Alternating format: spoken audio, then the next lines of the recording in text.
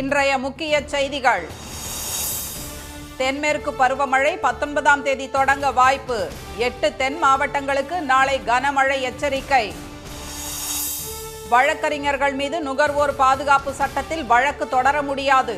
மருத்துவ சேவைக்கும் விலக்கு அளிக்க உச்சநீதிமன்றம் பரிந்துரை. +1 பொதுத் தேர்வில் 91% தேர்ச்சி. முதலிடத்தை பிடித்தது கோவை மாவட்டம். திறந்தவெளி கட்டுமான பணிகளை உச்சி வெயில் நேரத்தில் மேற்கொள்ள தடை. இம்மாத இறுதி வரை அமலில் இருக்கும் என தமிழ்நாடு அரசு உத்தரவு.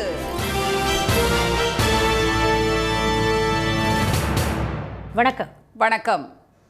தென்மேற்கு பருவமழை இம்மாதம் 19ஆம் தேதியே தொடங்க வாய்ப்புள்ளதாக இந்திய வானிலை மையம் தெரிவித்துள்ளது. வழக்கமாக அந்தமான் கடல் பகுதியில் மே 22ஆம் தேதி தொடங்கும் தென்மேற்கு பருவமழை இந்த ஆண்டு மே 19ஆம் தேதியே தொடங்க உள்ளதாக இந்திய வானிலை மையம் தெரிவித்துள்ளது. அந்தமான் கடல் பகுதியில் நிலவும் வெப்பச்சலனம் மற்றும் சாதகமான வளிமண்டல காரணிகளால் பருவமழை முன்னரே தொடங்குவதற்கான வாய்ப்புகள் உருவாகியுள்ளதாக வானிலை மையம் தெரிவித்துள்ளது. அதைத் தொடர்ந்து கேரளாவில் ஜூன் 1ஆம் தேதி பருவமழை தொடங்க வாய்ப்புள்ளதாகவும் தெரிவிக்கப்பட்டுள்ளது. இந்த ஆண்டு இயல்பை ஒட்டியே மழை இருக்கும் என்று வானிலை மையம் கணித்துள்ளது. இதனிடையே தூத்துக்குடி மற்றும் சுற்றுவட்டாரத்தில் இன்று 2 மணி நேரம் இடி மின்னலுடன் வெளுத்து வாங்கிய கனமழையால் பல்வேறு இடங்களில் தண்ணீர் தேங்கியதுடன் வாகன ஓட்டிகள் அவதிக்குள்ளாயினர். மழையால் தூத்துக்குடி காய்கறி சந்தை எதிரே இருந்த வீடு இடிந்து சேதமானது. அந்தோணியார் கோயில் தெரு, குருசடி சந்து உள்ளிட்ட தாழ்வான பகுதிகளில் வீடுகளுக்குள் தண்ணீர் புகுந்து மக்கள் சிரமத்திற்குள்ளாகினர். திருக்கோவிலூர், காஞ்சிபுரம், வந்தவாசி, செய்யாறு, கும்பகோணம், சீர்காழியில் மிதமான மழை பெய்தது. கோபி அருகே குள்ளம்பாளையத்தில் பெய்த கனமழையில் அறுவடைக்கு தயாராக இருந்த ஆயிரக்கணக்கான வாழை மரங்கள் முறிந்து விழுந்தன. மேற்கு தொடர்ச்சி மலைகளில் பெய்து வரும் தொடர் மழையால் கொடைக்கானல் வெள்ளி அருவி, பெரியகுளம் கும்பக்கரை அருவி, குமரி மாவட்டம் திற்பரப்பு அருவிக்கு நீர்வரத்து அதிகரித்துள்ளது. காவிரி நீர்பிடிப்பு பகுதிகளான மைசூர், குடகு மற்றும் சாம்ராஜ் நகர் சுற்றுவட்டார பகுதிகளில் கனமழை பெய்து வருகிறது. ஸ்ரீரங்கப்பட்டினத்தில் அதிக அளவாக 16 சென்டிமீட்டர் மழை பதிவாகியுள்ளது.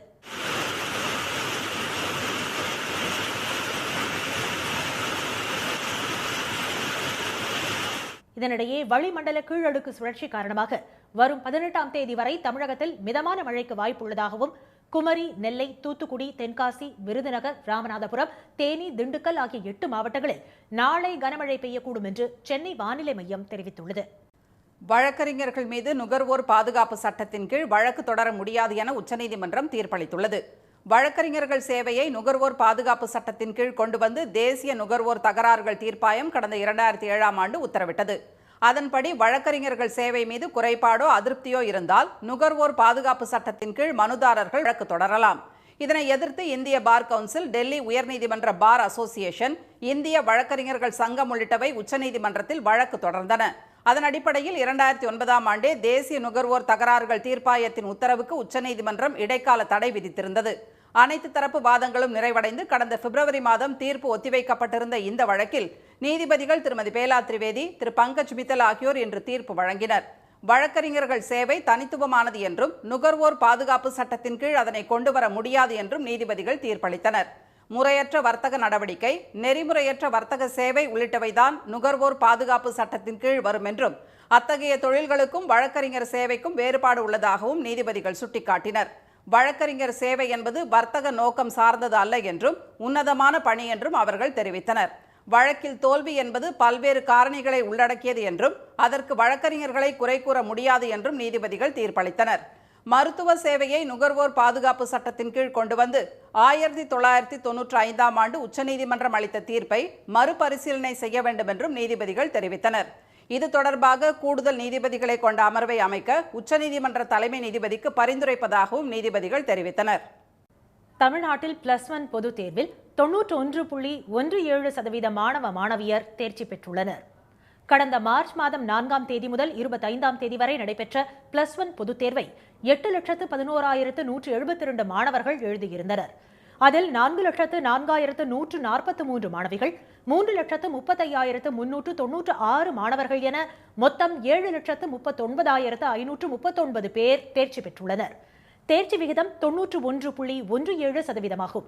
மாணவிகள் 94.69%, மாணவர்கள் 87.26% என மாணவர்களை காட்டிலும் மாணவிகள் 7.43% பேர் கூடுதலாக தேர்ச்சி பெற்றுள்ளனர். கடந்த ஆண்டை விட இந்த ஆண்டு 0.26% பேர் கூடுதலாக தேர்ச்சி பெற்றுள்ளனர். 241 அரசு பள்ளிகளில் 100% தேர்ச்சி நடைபெற்றுள்ளது. 8418 பேர் ஏதேனும் ஒரு பாடத்தில் 100க்கு 100 மதிப்பெண்கள் பெற்றுள்ளனர். தமிழ் பாடத்தில் 8 பேர், ஆங்கிலத்தில் 13, இயற்பியல் பாடத்தில் 696, வேதியியல் பாடத்தில் 493, உயிரியல் பாடத்தில் 171 பேர் 100% மதிப்பெண்கள் பெற்றுள்ளனர். கணிதத்தில் 779, தாவரவியலில் 2, விலங்கியலில் 29, கணினி அறிவியலில் 3432, வணிகவியலில் 620 பேர் 100க்கு 100 மதிப்பெண்கள் எடுத்துள்ளனர். கணக்கு பதிவியலில் 415 பேர், பொருளியல் பாடத்தில் 741 பேர், கணினி பயன்பாடுகளில் 288, வணிக கணிதம் மற்றும் புள்ளியியல் பாடத்தில் 293 பேர் 100க்கு 100 மதிப்பெண்களை பெற்றுள்ளனர். மாநில அளவில் கோவை 96.02% முதலிடத்தில் உள்ளது. ஈரோடு, திருப்பூர், விருதுநகர், அரியலூர், பெரம்பலூர், சிவகங்கை, திருச்சி மாவட்டங்கள் அடுத்தடுத்த இடங்களை பிடித்துள்ளன. வேலூர் மாவட்டத்தில் மாநிலத்திலேயே குறைந்த அளவாக 81.4% மாணவர்கள் தேர்ச்சி பெற்றுள்ளனர். திறந்தவெளி கட்டுமான பணிகளை காலை 10 மணி முதல் மாலை 4 மணி வரை மேற்கொள்ள தமிழக அரசு தடை விதித்துள்ளது. சென்னை, மதுரை, கரூர், பரமத்தி, ஈரோடு உள்ளிட்ட பல நகரங்களில் 100 டிகிரி ஃபாரன்ஹீட்டை தாண்டி வெயில் சுட்டெரித்ததால் கட்டடம், கல்குவாரி, சாலை அமைத்தல் உள்ளிட்ட பணிகளை காலையிலேயே மேற்கொள்ள தொழிலக பாதுகாப்பு மற்றும் சுகாதார இயக்குநரகம் அறிவுறுத்தியிருந்தது. மேலும் பிற்பகல் மற்றும் மதிய வேளைகளில் தொழிலாளர்களுக்கு ஓய்வளிக்க வேண்டும் என்றும் தெரிவித்திருந்தது. இந்நிலையில் காலை 10 மணி முதல் மாலை 4 மணி வரை திறந்த வெளிகளில் கட்டுமான பணிகளை மேற்கொள்ளக்கூடாது என்று தொழிலக பாதுகாப்பு மற்றும் சுகாதார இயக்குநர் அலுவலகம் உத்தரவிட்டுள்ளது. வெப்ப அலை காரணமாக தொழிலாளர்களின் உடல்நிலை பாதிக்கப்படுவதாகவும் அவர்களை பாதுகாக்கும் பொருட்டு பிறப்பித்துள்ள இந்த உத்தரவை அனைத்து கட்டுமான நிறுவனங்களும் பின்பற்ற வேண்டும் என்றும் அந்த அலுவலகம் தெரிவித்துள்ளது. இந்த மாத இறுதி வரை இந்த உத்தரவு அமலில் இருக்கும் என்று கூறியுள்ள தொழிலக பாதுகாப்பு மற்றும் சுகாதார இயக்குநர் அலுவலகம், கட்டுமான நிறுவனங்கள் இதை பின்பற்றுவதை சென்னை மற்றும் மதுரை இணை இயக்குநர்கள் ஆய்வு செய்ய வேண்டும் என்றும் அறிவுறுத்தியுள்ளது. பொய் தகவல்களை தெரிவித்து வாரிசுரிமை சான்று கோரி விண்ணப்பம் அளிப்பவர்கள் மீது குற்ற வழக்கு பதிவு செய்ய சென்னை உயர்நீதிமன்றம் உத்தரவிட்டுள்ளது. கோவை மாவட்டம் மேட்டுப்பாளையம் பகுதியைச் சேர்ந்த மாரண்ணன் என்பவர் தந்தையின் மரணத்துக்கு பின் வாரிசுரிமை சான்று வழங்க கோரி மேட்டுப்பாளையம் வட்டாட்சியரிடம் விண்ணப்பித்தார். மாரண்ணனின் தந்தைக்கு 2 மகள்களும் 2 மகன்களும் உள்ள நிலையில் தான் மட்டுமே வாரிசு என தெரிவித்து மாரண்ணன் விண்ணப்பித்துள்ளதாக கூறி அதை வட்டாட்சியர் நிராகரித்தார். இதை எதிர்த்து உயர்நீதிமன்றத்தில் மாரண்ணன் தாக்கல் செய்த வழக்கை நீதிபதி திரு S.M. சுப்பிரமணியம் விசாரித்தார். அப்போது பொய் தகவல்களை கூறியும் உண்மையை மறைத்தும் வாரிசுரிமை சான்று கோரி விண்ணப்பிப்பது இந்திய தண்டனை சட்டப்படி குற்றம் என அரசு தரப்பில் தெரிவிக்கப்பட்டது. இதையடுத்து ஒருவர் பொய் தகவல்களை கூறி வாரிசு சான்று பெற்று சொத்துக்களை பெயர் மாற்றம் செய்வதால் மற்ற வாரிசுகளின் உரிமை பறிக்கப்படுகிறது என நீதிபதி குறிப்பிட்டார். பொய் தகவல்களை கூறி வாரிசு சான்று கோரி விண்ணப்பிப்பவர்களுக்கு எதிராக குற்ற வழக்கு பதிவு செய்ய நடவடிக்கை எடுக்கும்படி அனைத்து வருவாய்த்துறை அதிகாரிகளுக்கும் 5 வாரங்களில் சுற்றறிக்கை பிறப்பிக்க வேண்டும் என வருவாய் நிர்வாகத்துறை ஆணையருக்கு அவர் உத்தரவிட்டார். சுற்றறிக்கையின்படி குற்ற வழக்கு தொடராமல் உடந்தையாக செயல்படும் அதிகாரிகள் மீது ஒழுங்கு நடவடிக்கையும் குற்றவியல் நடவடிக்கையும் எடுக்க வேண்டும் எனவும் உத்தரவில் கூறப்பட்டுள்ளது. இன்றைய அவசர உலகில் கிராமம் முதல் நகரம் வரை பாக்கெட் இட்லி மாவு விற்பனை கொடிகட்டி பறக்கிறது. ஆனால் அதில் உடலுக்கு கேடு விளைவிக்கும் வேதிப்பொருட்கள் சேர்க்கப்படுவதாக சர்ச்சை எழுந்துள்ளது. இதனால் ஏற்படும் பாதிப்புகள் என்ன? இது குறித்து மருத்துவர்கள் என்ன கூறுகிறார்கள்? இதோ விரிவாக பார்ப்போம்.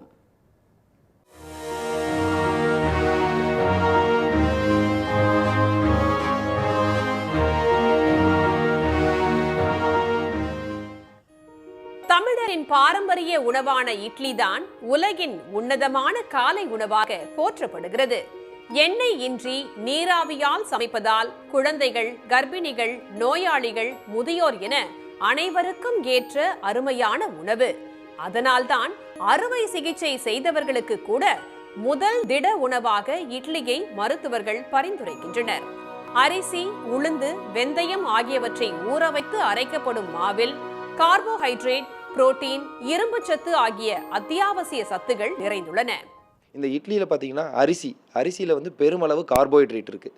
அது கூட வந்து உளுத்தம் பருப்பு யூஸ் பண்ணுறாங்க. ஸோ அந்த பருப்பில் பெருமளவு புரோட்டீன், புரத சத்து இருக்குது. இது ரெண்டுமே ஒரு சரியான விகிதத்தில் இருக்கிறதுனால எளிதாக ஜீரணம் பண்ணி ஒருத்தரோட குடலில் வந்து இப்போ தான் ஆரம்பத்தில் ஜீரணம் பண்ணுறதுக்கு தயாராகும் நிலையிலேயே கூட அதனால் ஜீரணம் பண்ணி அவருக்கு தேவையான சத்தை அதனால் கொடுக்க முடியுது. அதனால் இது ஒரு ஐடியல் பிரேக்ஃபாஸ்ட்டாக இருக்குது. வீட்டில் உடனடியாக எளிதில் சமைத்து சாப்பிடக்கூடிய உணவில் இட்லிக்கே முதலிடம். இதனால் இல்லத்தரசிகளின் பேராதரவு காரணமாக கிராமம் முதல் நகரம் வரை பாக்கெட் மாவு விற்பனை படு ஜோராக நடைபெறுகிறது. இன்றைய அவசர உலகில் பெரும்பாலான குடும்ப தலைவிகள் வேலைக்கு செல்வதால் இன்ஸ்டன்ட் இட்லி மாவில் உள்ள ஆபத்தை உணராமல் அவசரத்திற்கு பாக்கெட் மாவு வாங்கி பயன்படுத்துகின்றனர். இப்படி விலை கொடுத்து வாங்கும் இட்லி மாவுடன் பக்க விளைவுகளையும் அவர்கள் சேர்த்தே வாங்கி வருகின்றனர். ஆம், பாக்கெட் மாவு சந்தைக்கு வந்து பல நாட்கள் வரை வைத்து விற்கப்படுவதால் அது புளித்து போகாமல் இருக்க கால்சியம் சிலிகேட் எனும் ஆபத்தான ரசாயன பொருள் சேர்க்கப்படுகிறது. இதனால் குடல் பிரச்சனை, வயிற்று வலி, ஜீரண கோளாறு, வயிற்றுப்போக்கு போன்ற பல உபாதைகள் ஏற்படுகின்றன. கடைகளில் வாங்கினா என்ன ஆகுனா ஜீரண கோளாறு அதிகமாக ஜீரணமாகறதில்ல. அப்புறம் என்னென்னா வயிற்று வலி வருது, ஒவ்வொரு நேரம் சேராமல் லூஸ் மோஷன் ஆகுது. வீட்டிலைனா அது சுத்தமாக நம்ம பயன்படுத்துகிறதுனால அதை பற்றி குழந்தைங்களுக்கு கொடுக்கறதுக்கோ அது நல்லா குழந்தைகள் நல்லா தூங்குதுங்க, நல்லா சாப்பிடவும் செய்கிறாங்க. அது கடைகளில் வாங்கினா சீக்கிரம் புளிச்சிருது. குழந்தைங்களுக்கு வந்து ஒரு வலி என்னன்னு தெரியாது. நாங்கள் பெரியவங்களுக்குன்னா இப்போ சொல்லிடுவோம் வயிறு வலிக்குது அதுன்னு, குழந்தைங்களுக்கு தெரியறதில்ல. அது கொடுக்கும்போது அவங்களுக்கு வந்து பிரச்சனையாகுதுங்க. தாய்மார்கள் வீட்டில் மாவு அரைத்தாலும் அதனை ஃப்ரிட்ஜில் ஒரு வாரத்திற்கு வைத்து இஷ்டம் போல் பயன்படுத்துகின்றனர். இதனால் மாவு இயல்பான நொதித்தலுக்கு முரணாக வேதியியல் வினையாற்றுகிறது. இதனால் குடலுக்கு நன்மை பயக்கும் பாக்டீரியாக்களின் உற்பத்தி தடைப்பட்டு தீமை தரும் பாக்டீரியாக்கள் உற்பத்தியாகின்றன.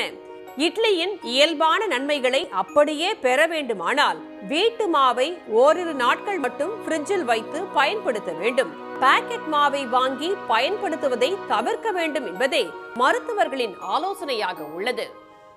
இனி வருவது செய்தி துளிகள். மக்களவைத் தேர்தலில் வாரணாசி தொகுதியில் 3வது முறையாக போட்டியிட பிரதமர் திரு மோடி இன்று வேட்புமனு தாக்கல் செய்தார். 7ஆம் கட்ட தேர்தல் நடைபெறும் அடுத்த மாதம் 1ஆம் தேதி உத்தரப்பிரதேசத்தில் வாரணாசி உள்ளிட்ட 13 தொகுதிகளில் வாக்குப்பதிவு நடைபெறுகிறது. வேட்புமனு தாக்குதலின் இறுதி நாளான இன்று மாவட்ட ஆட்சியர் அலுவலகத்தில் திரு மோடி வேட்புமனுவை தாக்கல் செய்தார். வேட்புமனு தாக்கல் செய்ய அவருடன் தமிழகத்தைச் சேர்ந்த கூட்டணி கட்சிகளின் தலைவர்கள் திரு அன்புமணி, திரு ஜி.கே. வாசன், திரு தேவநாதன் ஆகியோரும் சென்றனர். டெல்லியில் வரும் 16ஆம் தேதி நடைபெறும் காவிரி நீர் ஒழுங்காற்றுக்குழு கூட்டத்தில் தமிழகத்திற்கு கூடுதல் நீர் திறக்குமாறு கோரிக்கை வைக்க முடிவு செய்யப்பட்டுள்ளது. தமிழகத்துக்கு பிப்ரவரி, மார்ச், ஏப்ரல், மே மாதங்களுக்கு வழங்க வேண்டிய 10 டிஎம்சி நீரில் இதுவரை 3.8 டிஎம்சி நீர் மட்டுமே கர்நாடகா வழங்கியுள்ளதால் மீதமுள்ள 6.2 டிஎம்சி நீரை வழங்க வேண்டும் என்று அதில் கோரிக்கை வைக்க தமிழ்நாடு அரசு முடிவு செய்துள்ளது. பாஜக மூத்த தலைவர் திரு எச். ராஜா மீதான 11 வழக்குகளை ரத்து செய்ய உச்சநீதிமன்றம் மறுத்துவிட்டது. பெண்கள் பற்றி அவதூறான கருத்தையும் பெரியார் சிலையை உடைப்பேன் என்றும் 2018ஆம் ஆண்டு ட்விட்டர் பதிவில் அவர் தெரிவித்திருந்தார். இதற்கு எதிராக பல்வேறு இடங்களில் தொடரப்பட்ட 11 வழக்குகளை ரத்து செய்ய கடந்த ஆண்டு சென்னை உயர்நீதிமன்றம் மறுத்துவிட்டது. இதை எதிர்த்து தொடரப்பட்ட வழக்கை விசாரித்த உச்சநீதிமன்ற நீதிபதி திரு ஹிருஷிகேஷ் ராய் தலைமையிலான அமர்வு அரசியலில் பேசப்படும் பேச்சுக்களின் தரம் குறைந்துவிட்டதாக கவலை தெரிவித்தது. அரசியல் தலைவர்கள் தமது கருத்துக்களை கவனமாக தெரிவிக்க வேண்டும் என்று கூறிய நீதிபதிகள் வழக்குகளை ரத்து செய்ய மறுத்துவிட்டனர். மத்திய சென்னை திமுக எம்பி திரு தயாநிதி மாறன் தொடர்ந்த அவதூறு வழக்கில் அதிமுக பொதுச் செயலாளர் எடப்பாடி திரு பழனிசாமி சென்னை எழும்பூர் நீதிமன்றத்தில் ஆஜரானார். சென்னை புரசைவாக்கத்தில் கடந்த மாதம் நடைபெற்ற அதிமுக பொதுக்கூட்டத்தில் பேசிய திரு பழனிசாமி தொகுதி மேம்பாட்டு நிதியை முழுமையாக பயன்படுத்தவில்லை என்பதாக கூறி அவதூறு பரப்பியதாக திரு தயாநிதி மாறன் வழக்கு தொடர்ந்திருந்தார். இந்த அவதூறு வழக்கு மக்கள் பிரதிநிதிகள் மீதான வழக்குகளை விசாரிக்கும் சிறப்பு நீதிமன்றத்திற்கு மாற்றி நீதிபதி உத்தரவிட்டார். மாணவர் வருகை, புத்தகங்கள் வழங்குதல் உள்ளிட்ட தகவல்களை பெற்றோருக்கு ஆசிரியர்கள் வாட்ஸ்அப் மூலம் அனுப்பும் முறையை அடுத்த மாதம் தமிழக பள்ளிக்கல்வித்துறை தொடங்க உள்ளது. இதற்காக பெற்றோரின் 7 லட்சம் செல்பேசி எண்கள் சரிபார்க்கப்பட்டுள்ளன. பரிசோதனைக்காக அடுத்த வாரம் 5 லட்சம் ஆசிரியர்களுக்கு தினமும் 10,000 குறுந்தகவல்கள் அனுப்பப்பட உள்ளதாக பள்ளிக்கல்வித்துறை வட்டாரங்கள் தெரிவித்துள்ளன. சென்னையில் நேற்று காலமான நாகை மக்களவை தொகுதி உறுப்பினர் எம். செல்வராஜ் உடல் சொந்த ஊரில் 21 குண்டுகள் முழங்க நல்லடக்கம் செய்யப்பட்டது. உடல்நலக்குறைவால் சென்னை தனியார் மருத்துவமனையில் நேற்று இயற்கை அடைந்த அவரது உடல் சொந்த ஊரான திருவாரூர் மாவட்டம் சித்தமல்லிக்கு கொண்டு செல்லப்பட்டது. அங்கு பொதுமக்கள் அஞ்சலி செலுத்தியதைத் தொடர்ந்து 21 குண்டுகள் முழங்க முழு அரசு மரியாதையுடன் செல்வராஜின் உடல் நல்லடக்கம் செய்யப்பட்டது. குற்ற வழக்கு நிலுவையில் இருந்தால் ஒருவர் பாஸ்போர்ட் பெற முடியாது என சென்னை உயர்நீதிமன்றம் உத்தரவிட்டுள்ளது. வன்கொடுமை தடை சட்ட வழக்கில் குற்றம் சாட்டப்பட்டிருந்த கடலூர் மாவட்டத்தைச் சேர்ந்த தமிழரசன் என்பவர் பாஸ்போர்ட் வழங்க உத்தரவிடக் கோரி தாக்கல் செய்த மனுவை தள்ளுபடி செய்த நீதிபதி குற்றம் சாட்டப்பட்டவர் பாஸ்போர்ட் பெற்று வெளிநாடு செல்ல அனுமதித்தால் அது வழக்கின் விசாரணையை பாதிக்கும் என்று தெரிவித்தார். கேரளாவில் குடியிருப்பு பகுதிக்குள் புகுந்த யானை வாகனங்களை உடைத்து சேதப்படுத்தியதால் மக்கள் அச்சமடைந்தனர். பாலக்காடு மாவட்டம் நெல்லியம்பதி வனப்பகுதியில் இருந்து தோட்ட தொழிலாளர்கள் குடியிருக்கும் பகுதிக்கு வந்து நடமாடிய சில்லி கொம்பன் யானையை வனப்பகுதிக்குள் ஊர் மக்கள் விரட்டினர். இந்நிலையில் அட்டப்பாடி சோலையூர் அருகே புதூர் கிராமத்தில் வீடுகளுக்கு முன்பாக நிறுத்தி வைக்கப்பட்டிருந்த இருசக்கர வாகனம் மற்றும் ஆட்டோ ரிக்ஷாவை மற்றொரு யானை சேதப்படுத்தியது. ஒசூர் அடுத்த கெலவரப்பள்ளி அணையிலிருந்து இரண்டாவது நாளாக வினாடிக்கு 560 கன அடி நீர் திறக்கப்பட்டுள்ள நிலையில் தென்பெண்ணை ஆற்று பாசன கால்வாயில் நுரை பொங்கி செல்வதால் விவசாயிகள் கவலை அடைந்துள்ளனர். கர்நாடக நீர்பிடிப்பு பகுதிகள் மற்றும் ஒசூர் பகுதியில் மழை பெய்து வருவதால் பாசனத்துக்கு தண்ணீர் திறக்கப்பட்டுள்ளது.